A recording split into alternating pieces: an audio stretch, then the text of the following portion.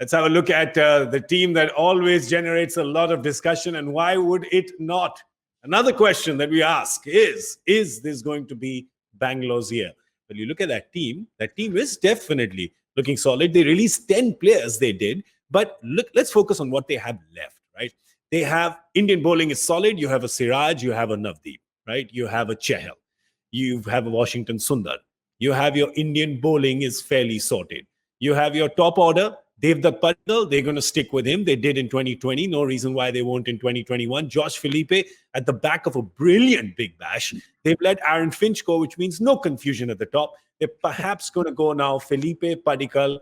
They have at 3 Captain Virat Kohli. At 4, they have AB de Villiers. It's looking fairly sorted. And Harshad, I'm really hoping.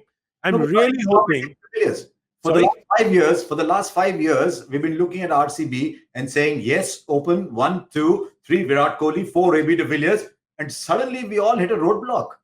But here's the thing. I hope that they don't overbuy, because the last few years, what I've seen with Bangalore, it's a problem which is kind of, we've discussed that problem a lot about a squad and picking the correct combination of 11. Very hard when you've got 4 overseas players. And, when you talk about combinations, sometimes this team does look like they've got a problem of plenty. So maybe just eradicate that. That's why they've let go 10 players. Maybe they just buy just 5 or 6, Harsha.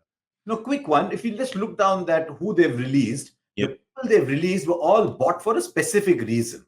Okay. See who they've released. Shivam Dube was brought as a guy will give you 2 overs, big hitting, finisher, can bat 5, 6, 7.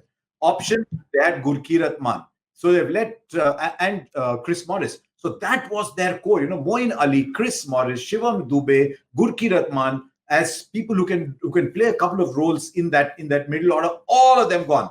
Aaron Finch was brought in as the senior experienced player to take a bit of load off Kohli and AB. Aaron Finch is gone. Parthiv Patel, of course, is retired. Steyn was an emotional buy, I think. Isuru Udana will look very good on paper, just didn't work. But all of them were bought for tactical reasons. And all of them are gone. You just need to buy all of them again.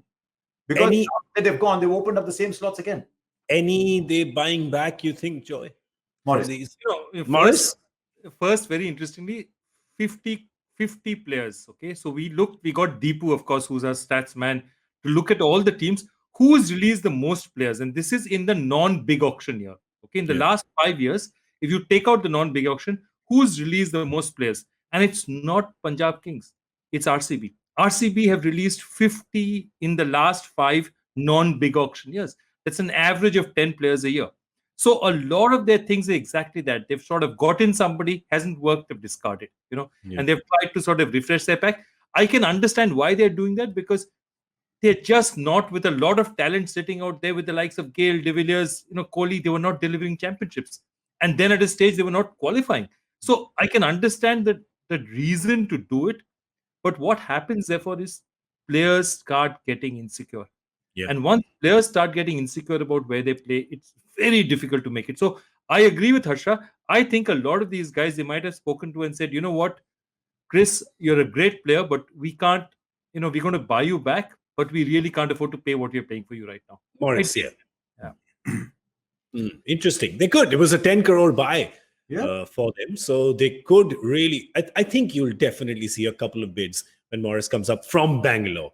Indian wicketkeeper. They need an Indian wicketkeeper again. They really need one, because Parthiv's gone, and they will want to have a combination that plays without Josh Phillips, because I'm not sure AB de Villiers wants to keep at all.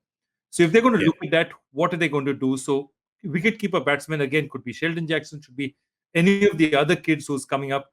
I think that they might need that keeper batsman. They get bowlers as well. Siraj is a good bowler, very good bowler. Saini is a very good bowler. We saw last year, they don't bowl at the death. Siraj and Saini were always expensive at the death. So they've got Kane Richardson back again. Kane Richardson is a bit also like Mitch Starc. Till he turns up, he's not turned up. So you don't know if he's actually going to turn up. But they've got Kane Richardson. I think they've tried to resolve that by bringing Daniel Sams, who's sort of a left-handed Chris Morris. I think Morris is a little more experienced, but Sams can bat at 7, 8 and tonk the ball. So they've got that left-handed Morris in Sams there. And they've got Harshal Patel saying, chalo, rakh do Harshal Patel ko. I mean, he had a very good year last year, but it didn't translate into the role that he was expected to play for them. So they need death bowlers and they need middle order batsmen, number one, and they need, as Joy said, they need an Indian wicketkeeper as a backup. All right. So Bangalore will, of course, big purse, lots of slots to fill. Let's just hope they don't overcomplicate it for themselves with a problem of plenty that they end up creating.